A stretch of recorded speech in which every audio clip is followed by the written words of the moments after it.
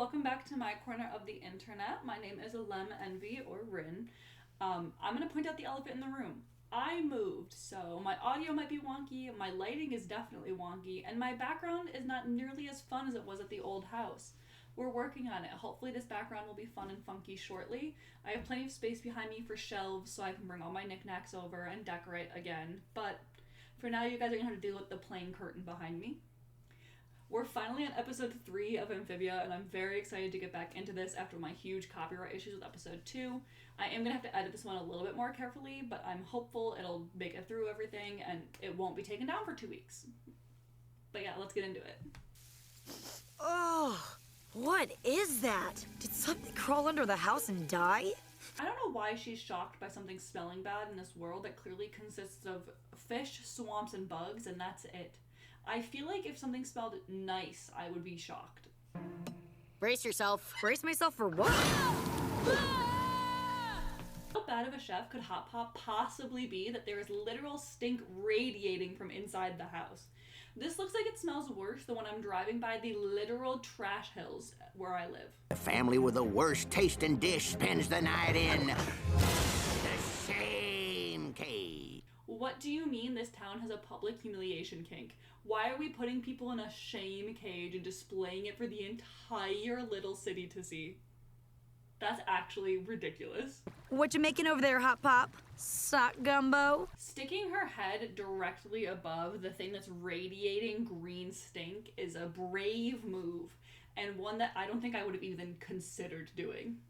No, silly. It's a traditional recipe from my family's cookbook. We've been... Guys, I actually feel so guilty. What do you mean I've been, absolutely bullying this man's family recipes? If somebody came into my house and said that my Christmas cookies smelled bad, I would strangle them. Very often, people don't like my family's Christmas cookies. The bodies are building up. I don't know what to do with them. We planners have always cooked these recipes. What would my great Gam say? She'd say move on. I don't think she would say that, considering she spent who knows how many hours knitting a blanket that said tradition is everything. I think she might, maybe, hear me out, she may look at you and tell you that tradition is everything. However, if you are consistently losing every single year, maybe you should switch it up and not follow tradition. Could be a sign, could be a warning, who knows? Something revolutionary. Something no one in the swamp has ever seen before. Something new, something revolutionary, something that isn't fucking bugs. Hold on. Before we get carried away, what about this tried and true recipe? Swamp mold pot pie. What do you mean it has mold in the name of the recipe? If somebody was like, hey, will you make me a loaf of mold sourdough? I think I would tell them to stand in front of my car and then I would put it into drive. Pizza dreams! Oh, maybe we should put pineapple on it. Seems like a natural fit. This girl has been eating bugs for who knows how long, and now she's flipping out about pineapple on pizza as if that isn't a widely accepted form of food. I'm not a huge fan of pineapple on pizza, but I get it. I can eat it if I need to. I would never intentionally do it, but I'm not gonna strangle someone over it. I just don't think this is a hill that I would kill someone on. If you want the dough, the boy has to marry my daughter. What do you mean you're trading your daughter off for a loaf of fucking... What do you mean you're trading your daughter off for some fucking unbaked dough? Just raw dough, and you're like, yeah, that's worth my marrying my kid. No, if we used a traditional recipe, we wouldn't have to sell Sprig. No, that old book is old. Sprig's eternal happiness is a small price to pay for pizza. Agreed. How are they all just like, yeah, let's marry Sprig off? This is a literal child. He's got to be 12, 13, and they're already plotting his marriage to a random person that he is scared of? Well, looks like we gotta go. See ya! I want to be the maid of honor! See you soon. Is this just gonna be, a thing that comes up again, or are we ignoring it for the rest of the show? Because, canonically Sprig is engaged now. And I feel like they might put that on the back burner, and I'm gonna be mad if they do. Cheese! You know, there's a recipe in here that doesn't need cheese. Guys, I low-key feel like they should just make Hot Pop's recipe. Why are we refusing to help this old man out? I don't understand why we can't just be nice to the old guy. Oh! Oh, come on! Why am I not shocked that they work just like bulls do?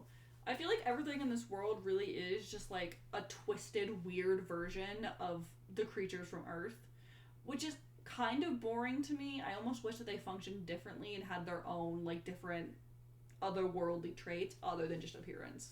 Tomatoes.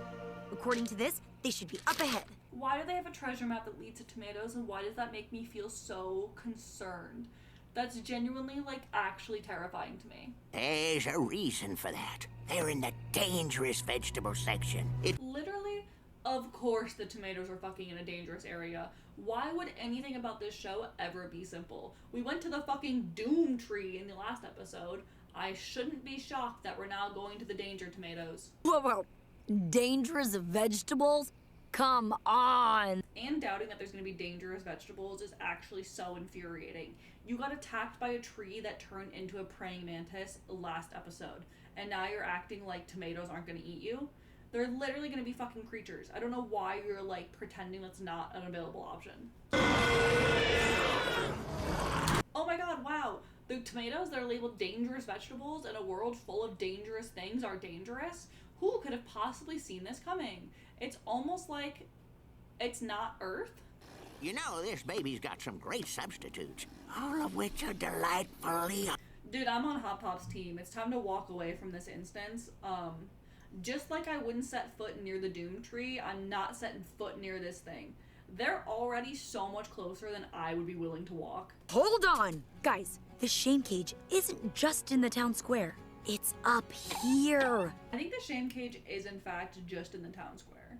If you're taking it like that personally, that's on you, dude. It's not a me problem that the town has a shame kink, to be honest. Honestly, they should have left Polly out of this episode, though, because you cannot convince me that Polly couldn't take all of these tomato beasts on by herself and win easily. Clearly, she's holding back because that girl is cool as fuck. Well, at least the ingredients are safe. They went through all of that fucking work and they're not even gonna get to make this goddamn pizza?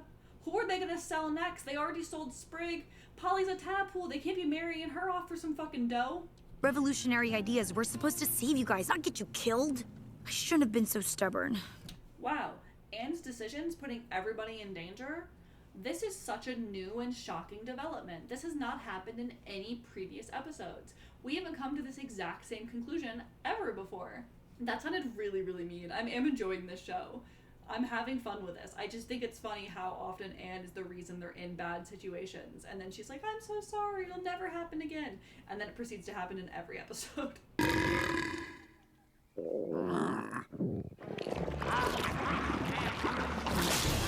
What an absolutely feral way to solve this fucking problem. What do you mean they're eating this plant alive? Know your place, plant! And there's Polly, as always, putting people back where they belong. She said, step it down a peg. I'm in charge here. And she's correct, and I am still scared of this tadpole. Put it right over here. Just a little touch of goodness. A few more bug legs should do it. Is that fly gonna stay up there? Every single one of these meals is so fucking gross. It actually, like, gave me a physical, like, reaction where I wanted to gag. The tower of bugs was terrifying. Also, what do you mean they made the mold pot pie? Just go get more dough. Ooh, what have we here? Oh, that is delicious. Yeah. He plays somebody in Gravity Falls. Whose voice is this? Hold on. Who do you play? I need to know. Is it Gideon's dad? Yeah! Oh my god, it is. Okay, I literally... Sorry, that was such a random tangent to go on. His voice was just really, really familiar, and I couldn't figure out why. What filth have you cooked up this time? Hmm? Damn, he's judgy as fuck. What do you mean he just pulled up in their house and immediately said, what filth have you cooked this time, you fucking poor peasant losers? Can't wait to lock you up in my little kink shame box so I can stare at you and ogle you all goddamn night, because I'm a freak. This is the best dish the Planter family has ever brought to a potluck. It's still gonna lose. Because he said it's the best dish the Platter family has ever brought to a potluck, not the best dish at the potluck.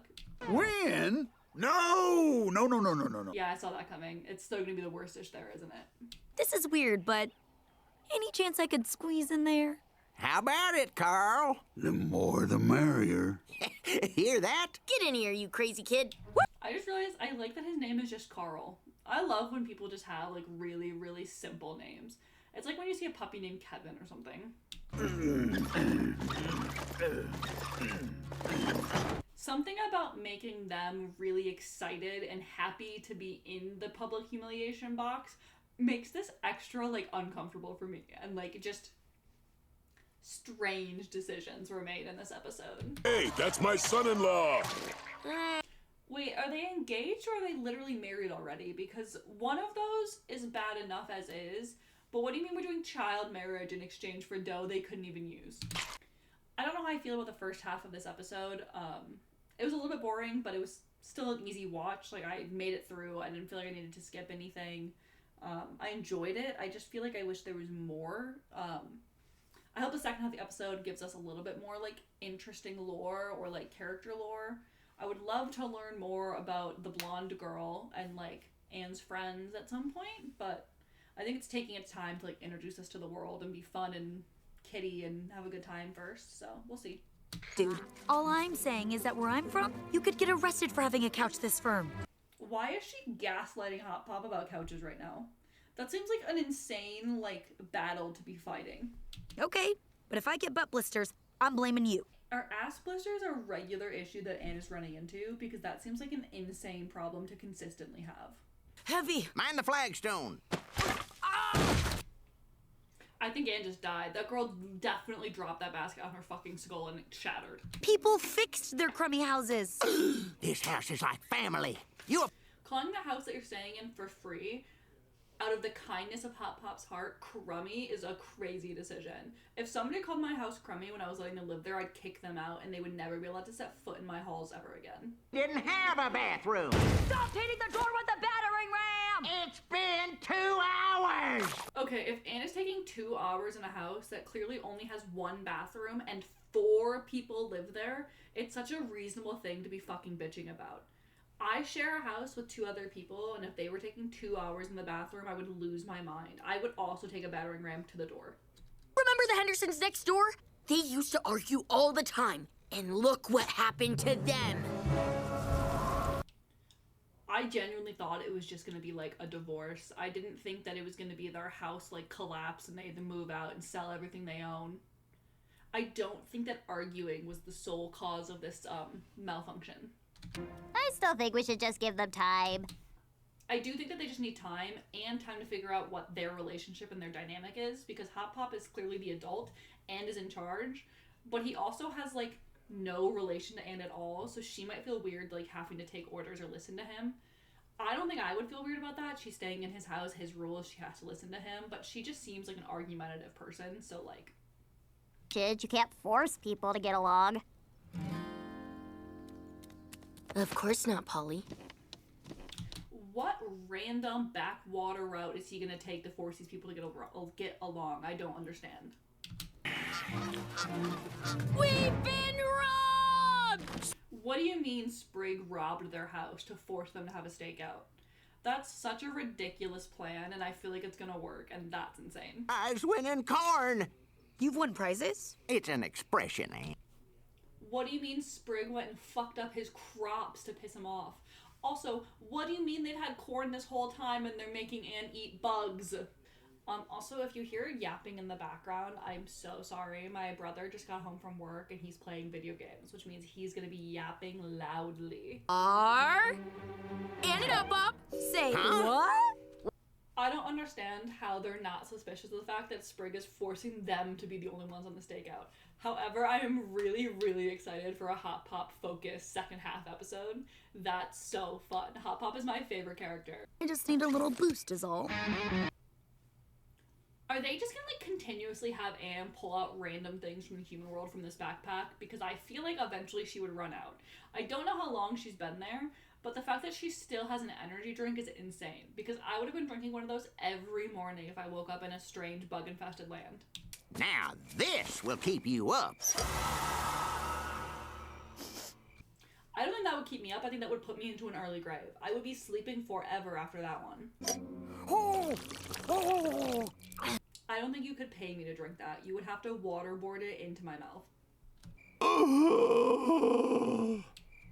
I feel like it's so reasonable for, like, a frog to not be able to handle a human energy drink. I'm actually shocked it didn't literally kill him. I remember being a kid and, like, my brother pouring Red Bull into a little minnow that he had just caught. He didn't know this would kill the fish. He was like 6. And the fish started swimming really, really fast, and then it died, and my brother was devastated. So I'm shocked that frogs can handle energy drinks. Oh, the drinks! Our body chemistry must be so different that we're having crazy reactions to each other's extreme beverage. Yeah, which again, why did you trade beverages? This just feels like genuinely common sense to not drink mysterious liquids, especially when that mysterious liquid comes from a whole other dimension. Okay, no problem. We'll just have to take matters into our own hands. You already took matters into your own hands by robbing the field, forcing them onto a stakeout together, and then stalking them. Well, you grabbed for my teeth first. This wasn't my fault. Well, it sure wasn't mine. It was both of your faults. You were both the fucking problem. Get it through your thick skulls that you both have issues that you need to work on. Huh? Whoa. Okay, so they are still tripping on drugs, and now suddenly we're watching Children of the Corn, and there's a scary cornfield creature crawling out of the field. I need to know what's happening IRL compared to what they're seeing so badly. If it doesn't show me, I'm gonna be devastated. Killer beam, fire! Rainbow magic! Why did we turn into a magic girl anime? What is happening? That's what I wanted to see. This is what I needed. Because they're like, my art attacks had no effect. And I'm just thinking, yeah, you're like at a distance going like this and hoping that it magically solves the problem. No. Anne! Spurg really said, I'm not willing to die so that you motherfuckers get along. Please stop trying to kill me. I just was doing my best to hear. Don't kill me, please! Huh? Wait, what? None of that. Oh my god, their trip is finally over. I'm so glad that they're back to reality. Back in my day, we called it pulling a Stinky McGuire. I like that that's like the same vibe. It's like, you had to be there for it. Except in this case, that you had to know the guy or else it doesn't make sense. Boy, I'm tired. Honestly, Spring better at least help these people inside the goddamn house and not let them sleep outside at night where those giant fireflies exist. I still remember that. That was horrifying. It was the size of their goddamn house. Thanks, Polly. But maybe next time we do it your way. Why? This was completely and utterly successful, other than the fact that you almost died.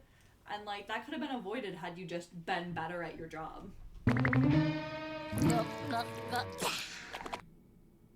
Polly on this drink might be my worst nightmare. Always my queen. Are they not gonna show us what's really happening right now? I need to know what the real life scenario is with this rock. We don't get to find out what was really happening for Polly's hallucination? Is that rock real? I don't understand. Anyway, that was episode 3 of Amphibia. We wrapped that up quick. I don't think this is my favorite episode. I really enjoyed episode 2 the best so far. I'm excited to see more. I really, really, really want to learn more about Anne's friends. I feel like they teased that in episode 1, and now I've just been waiting since then. Hopefully they appear. I hope Anne gets another shoe soon. Her wearing one shoe is driving me a little bit insane in my heart and soul. But that's all. Please let me know if you thought any of these jokes were, like, exceptionally funny. I apologize again that, like, the actual filming setup right now is a hot mess. Hopefully it'll be fixed soon. Normally I'm going to be recording while my brother's at work. He came home in the middle of me recording this time, so Can't do much about the background noise there, but anyway, goodbye.